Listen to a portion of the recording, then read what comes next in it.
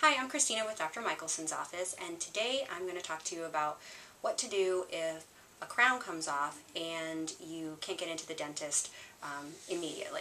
So most importantly, if a crown does come off, a tooth can move significantly if the crown is not put back in place in a relatively short amount of time. So it is going to be important to put it in temporarily. So the first thing is that you'll have to go to a drugstore and get a temporary type of cement. One of the brands that is out there is called DentaTemp, and it's a two-part paste system, which I'm going to show you. We have something similar here, a two-part paste system that you mix and put in the crown and then replace it back in your mouth. And this will hold you until you can get into the dentist for an appointment.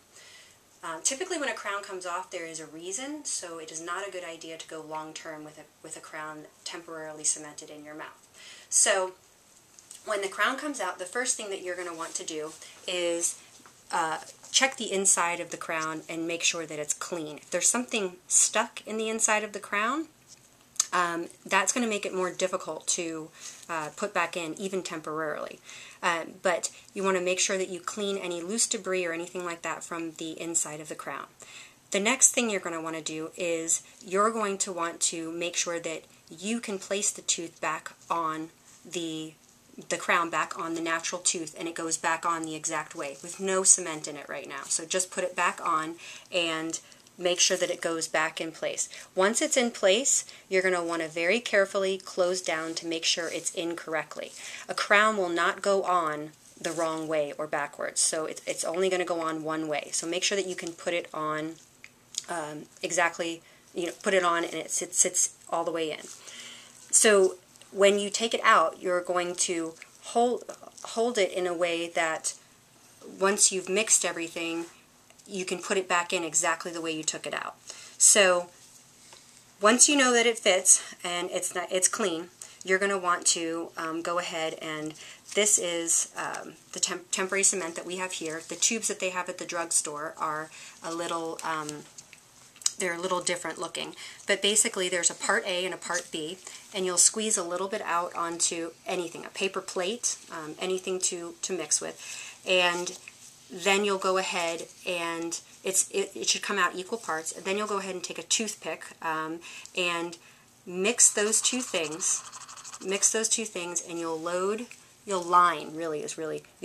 the inside of the crown pretty carefully. Before you actually mix the cement and put it in, you do have to make sure that your tooth itself, your natural tooth, is dry. So you can take a tissue, a washcloth, anything, and make sure that your tooth is dry.